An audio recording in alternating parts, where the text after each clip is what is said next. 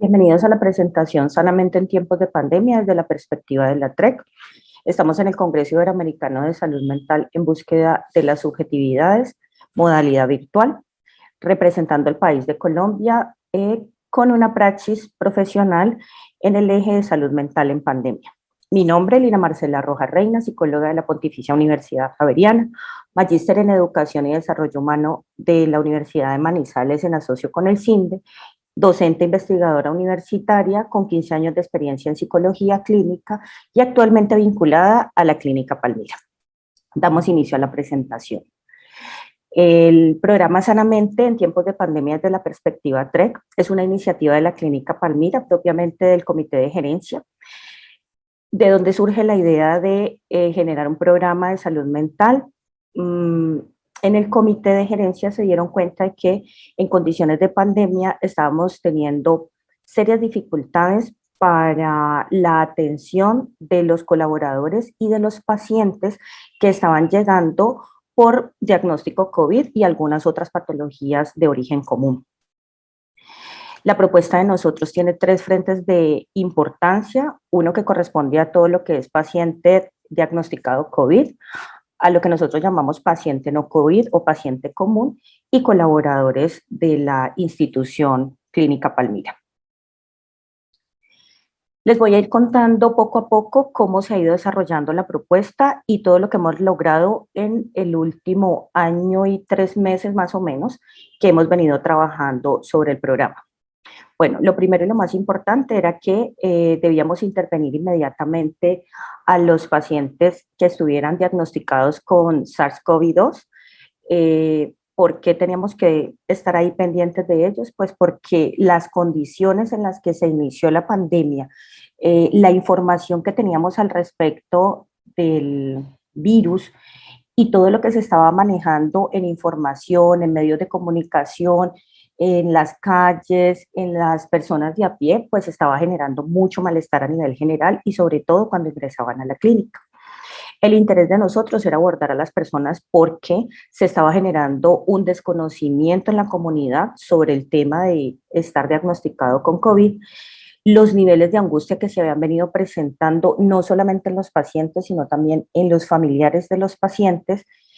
Y por supuesto eso estaba generando inconvenientes con el personal asistencial de salud que, como ustedes ya saben o se dieron cuenta de pronto, ya traían una carga emocional bastante alta y adicionalmente a eso, pues todas las medidas de bioseguridad que se plantearon inicialmente, en donde ellos tenían que estar completamente vestidos, tapados, porque no sabíamos cómo era el medio de contagio del virus y la estaban pasando realmente muy mal el personal de salud con esas condiciones, a eso sumándole pues los inconvenientes con algunos pacientes que estaban generando mucha angustia y con los familiares que estaban pendientes, pero bastante irritables y molestos pues con el manejo que se estaba dando, a pesar de que el manejo era correctamente hecho, pero el común de la gente venía manejando otra información y eso nos estaba generando encontrones entre el personal. Entonces, se genera esa iniciativa.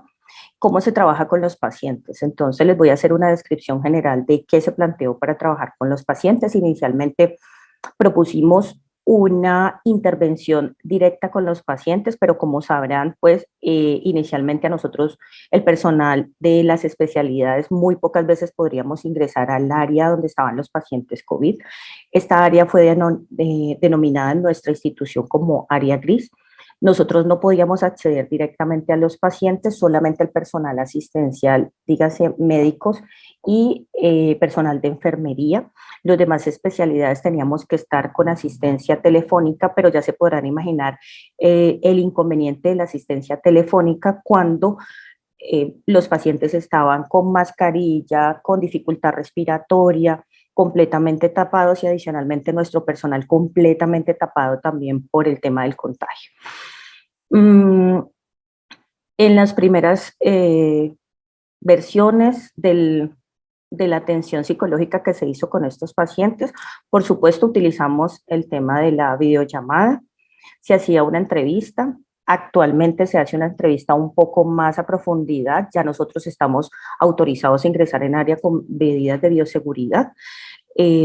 Lo que hacemos con los pacientes entonces es que se hace una entrevista, se hace una evaluación, un examen de estado mental con cada uno de los pacientes que han sido diagnosticados. Se determinó que por protocolo todo paciente que haya sido diagnosticado con SARS-CoV-2 tiene que pasar por el área de psicología. Bueno, el área de psicología tiene que pasar a la habitación donde está el paciente con todas las medidas de bioseguridad que me empecé a encontrar en las entrevistas, que me parece importante que ustedes lo sepan: angustia absoluta, desconocimiento, dificultad para dormir.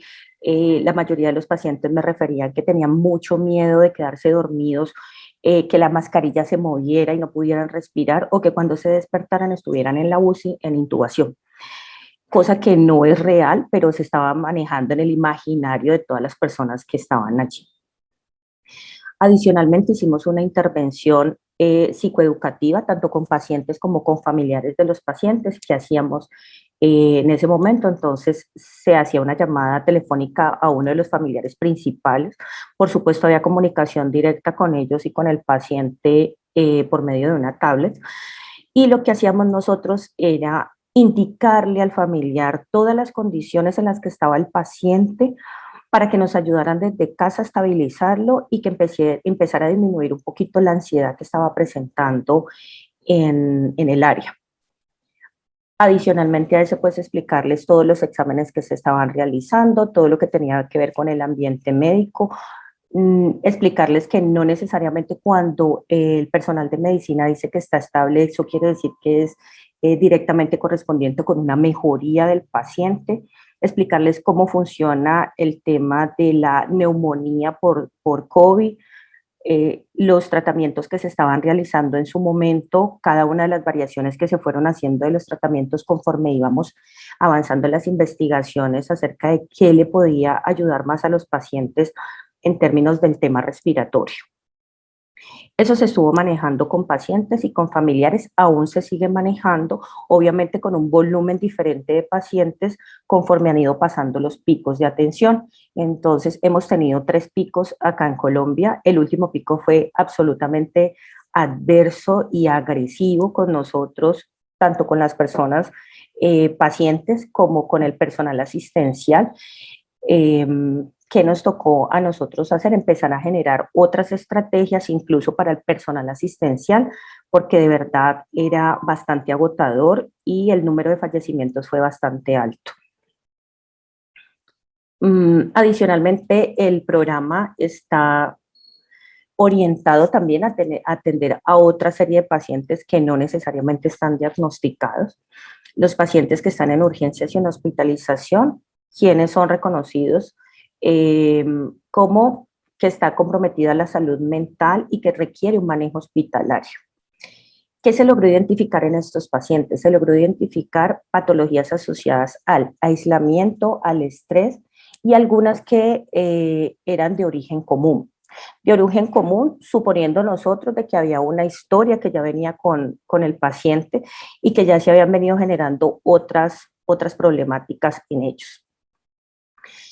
Diagnósticos más comunes en los últimos meses: ansiedad, depresión, intento suicida, sospecha de abuso sexual y esquizofrenia. Obviamente los que estábamos trabajando con esquizofrenia, generalmente cuando llegan a la consulta de urgencias es porque están sintomáticos y con dificultades para acceder al tratamiento o por voluntad propia habían dejado de tomar el medicamento. Ansiedad y depresión ha estado marcada en toda esta temporada de lo que corresponde a la pandemia por condiciones diferentes que ustedes se podrían imaginar. Entonces, dificultades familiares, dificultades de pareja, dificultades económicas, pérdida laboral, el solo hecho del aislamiento, el hecho de no podernos comunicar con las otras personas, de no poder acceder a los grupos sociales a los que estábamos acostumbrados, empezó a aumentar las tensiones a nivel familiar, a nivel de los grupos o de las personas que permanecían en una misma casa, y eso ha generado un aumento en los niveles de ansiedad y depresión. ¿Qué era lo más común encontrado en estos pacientes? Pues dificultades en la conciliación del sueño, dificultades en alimentación, entonces o habían disminuido la alimentación o estaban consumiendo más alimentos de lo que estaban acostumbrados a hacer. En los temas de ansiedad, presencia mucho en mujeres el tema de la ansiedad y la sintomatología más común es el aumento de actividades en el hogar, hacer oficio en la casa, tener todo al día organizado, se levantan muy temprano, bueno, unas condiciones ahí que demarcan conductas repetitivas y rituales. En la depresión nos estuvimos encontrando también el tema de dificultad para conciliar el sueño, el estado de ánimo de tristeza predominantemente, adicionalmente a eso anedonia y pues todas las dificultades en alimentación que vienen asociadas ahí.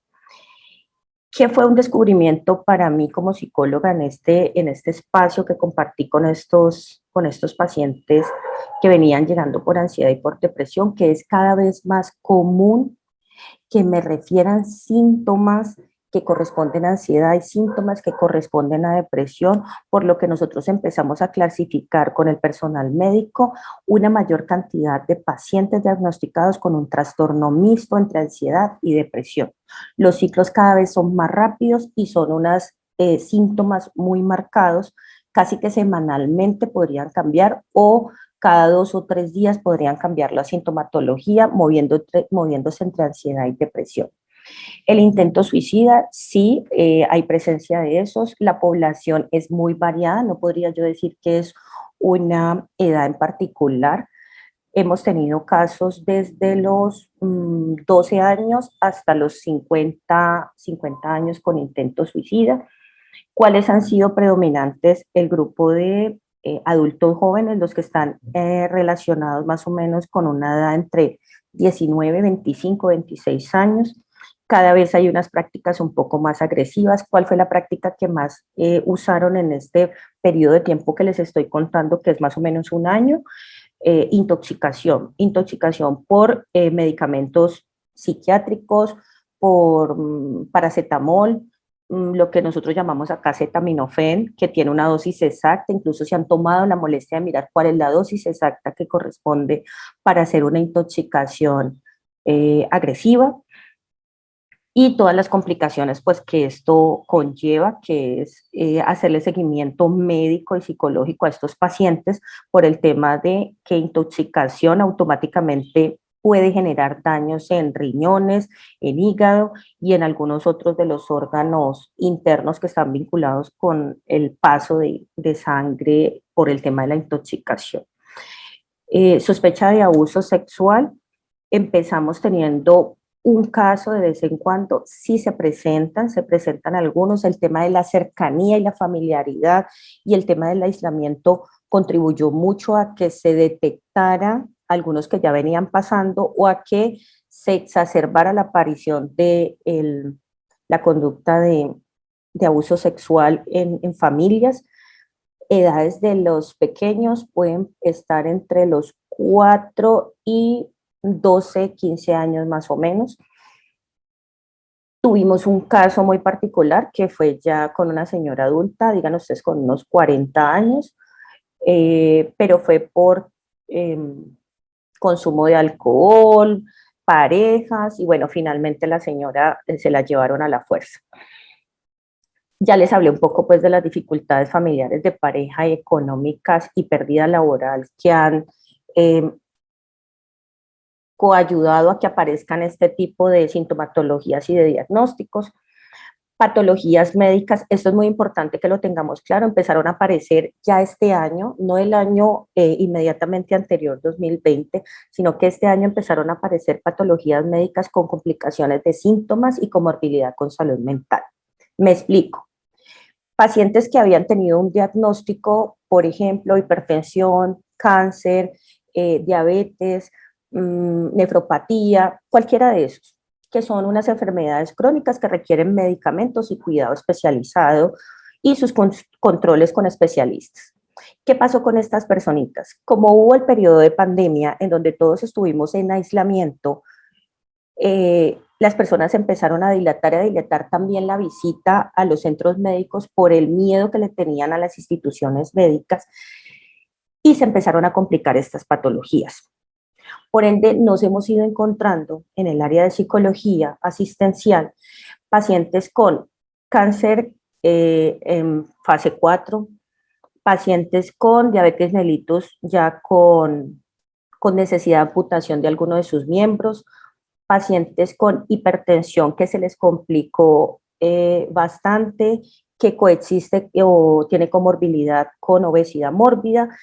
Bueno, todas las complicaciones que ustedes se puedan imaginar alrededor de patologías médicas que ya traían las personitas por historia clínica y se les adiciona el no tratamiento por aislamiento o por poca adherencia al tratamiento y ya la existencia de algunas dificultades en salud mental. Pacientes con VIH empezaron a reportar mucho y ya con deterioro cognitivo por no recibir el tratamiento adecuado en los tiempos que correspondía.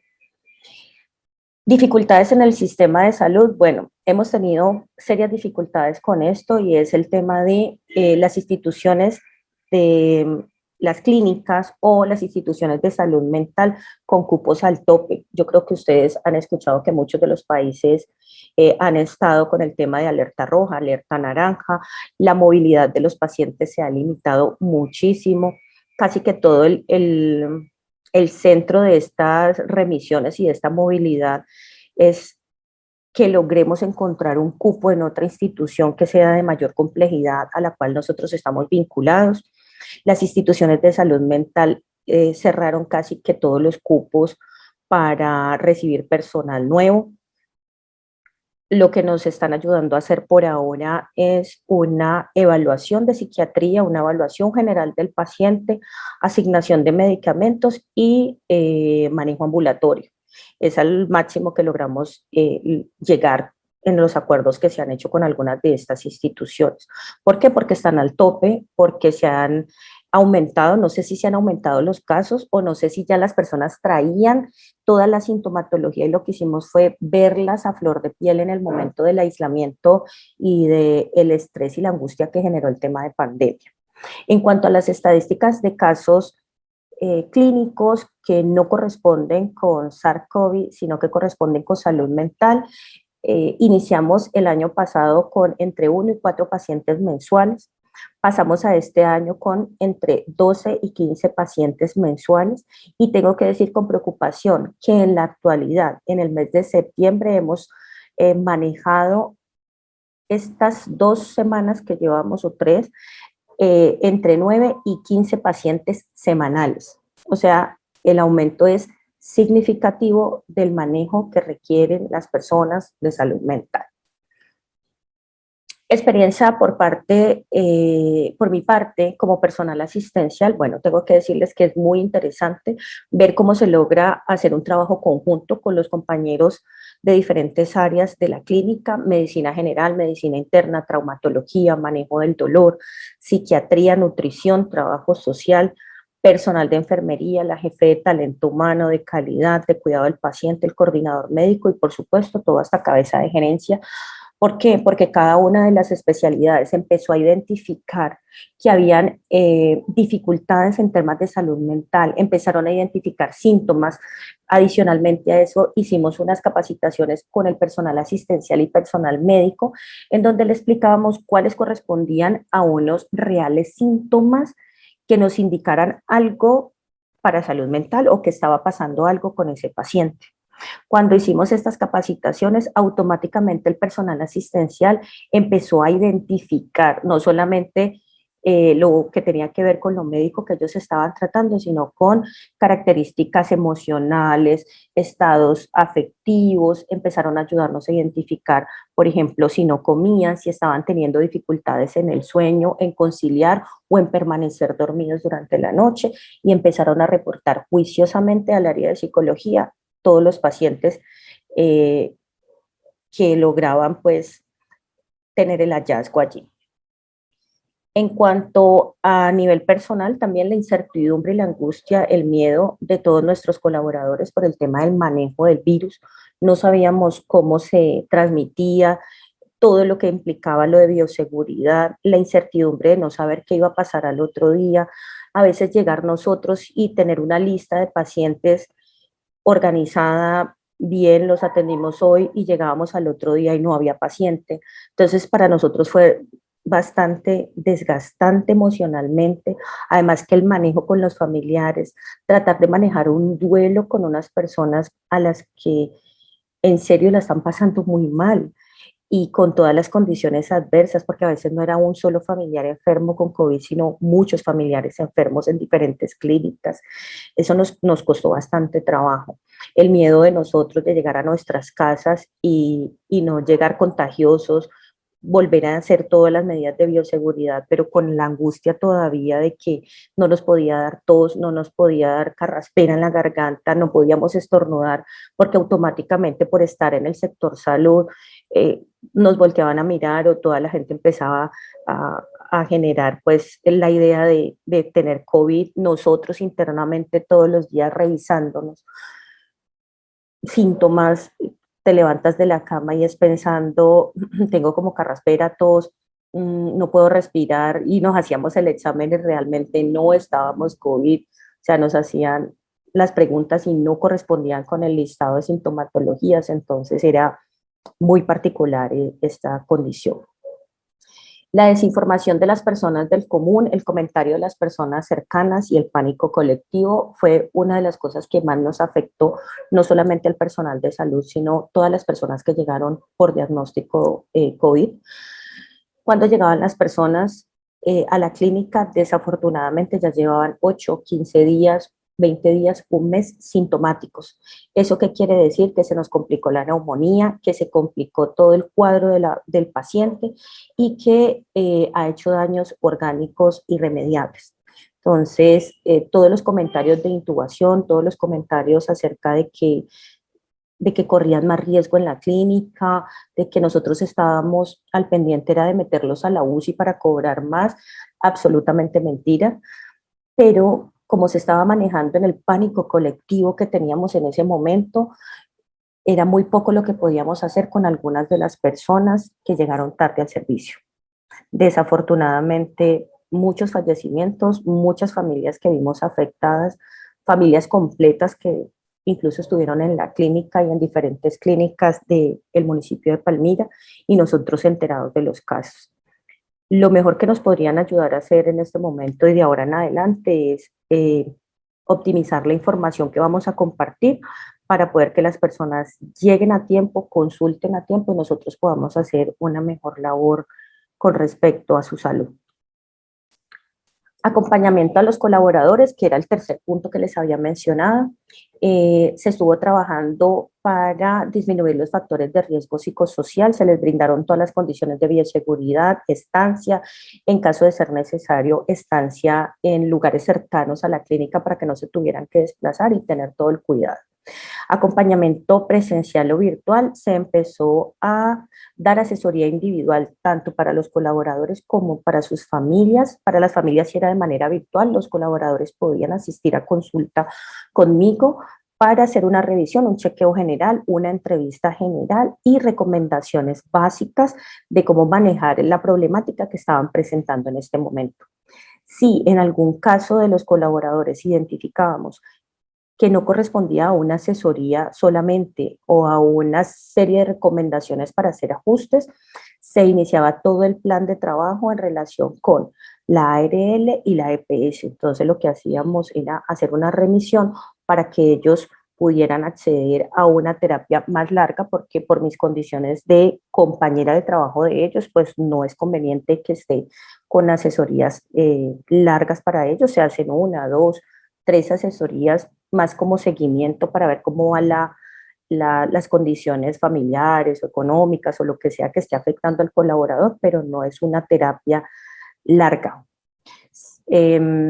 Adicionalmente se hizo un acuerdo con una psicóloga amiga de nosotros, pues compañera de nosotros y de la clínica, que ya está por fuera trabajando de manera particular para que nos hiciera una preferencia en costos y se pudiera manejar el trabajo con los pacientes, con los colaboradores pacientes de salud mental que fueran ante ella. Adicionalmente, se planearon conferencias, talleres sobre primeros auxilios psicológicos, emociones en condiciones adversas, relaciones familiares, prevención del consumo de sustancias y cuidado de las condiciones básicas de un paciente, que es sueño, alimentación y conducta. Y finalmente hicimos un taller hace un mes, un taller en condiciones, emociones en condiciones adversas con el equipo de la UCI, porque justamente coincidió con que terminó el pico que les conté, que fue absolutamente agresivo, y el personal quedó bastante desgastado. Lo que hicimos fue hacer una estrategia organizada, planeada exclusivamente para ellos, para poder identificar su estado emocional, sus condiciones psicológicas al respecto de lo que había pasado en el pico y poder gestionar que estuvieran estables para continuar con su labor. Y en caso de ser necesario, algunos de los colaboradores de esta área pues empezaron a rotarse turnos de descanso un poquito más amplios, también vacaciones, pues como para que se les diera un poco de respiro a todas las condiciones que habían venido presentando en las últimas semanas. El modelo TREC en la clínica Palmira, entonces contarles un poco de que para nosotros es absolutamente importante trabajar desde favorecer el bienestar del personal a partir del ajuste de creencias irracionales por creencias y conductas adaptativas. La clínica tiene un programa propio de valores institucionales planeado desde el modelo TREC, donde se le enseña a todos los colaboradores el manejo de la identificación de creencias irracionales, el manejo y el ajuste a creencias un poco más racionales y adaptativas para el trabajo en equipo dentro de la organización. Adicionalmente a ellos se les enseña a estar orientados al objetivo, trabajo en equipo y reconocimiento personal de sus propias ideas irracionales para poder que generen unas creencias alternativas y que puedan hacer el manejo cotidiano de sus estados emocionales en condiciones de crisis. ¿Por qué? Porque nosotros estamos en primera línea y a diario nos encontramos con pacientes difíciles, pacientes irritables, pacientes llorosos, familiares completamente disgustados por lo que sea, están disgustados, ni siquiera tiene que ver con el servicio, sino que a veces llegan ya disgustados por el propio sistema de salud que los ha tenido volteando en diferentes instituciones. Entonces, es una forma de que nuestros colaboradores estén un poco más tranquilos, sepan el manejo que deben hacer con el personal que llega y adicionalmente a eso, pues que se maneja un clima laboral absolutamente agradable para ellos, que nos permita a nosotros cumplir con uno de nuestros objetivos misionales, y es que la atención sea con calidad y con calidez, pensando en que todos son seres humanos y que cualquiera de las personas que llega a nuestra institución, que esto me parece absolutamente importante contárselos, lo debemos atender como si fuera nuestro familiar. No necesariamente tiene que ser un recomendado, no tiene que tener un amigo ni nada de eso. El lema de nosotros, desde la cabeza que es gerencia y de ahí en adelante con cada una de las coordinaciones hasta el personal asistencial, es que vamos a atender a todos nuestros pacientes como si fuera nuestro familiar, para que se le dé una atención precisa, oportuna y con calidez. Les agradezco haber estado participando del Congreso Iberoamericano de Salud Mental en búsqueda de subjetividades. Les recuerdo mi nombre, Lina Marcela Rojas Reina. Espero que les haya servido en gran medida lo que les estuve contando aquí sobre nuestro modelo de atención en salud mental y que tengamos otra oportunidad para vernos en otro congreso.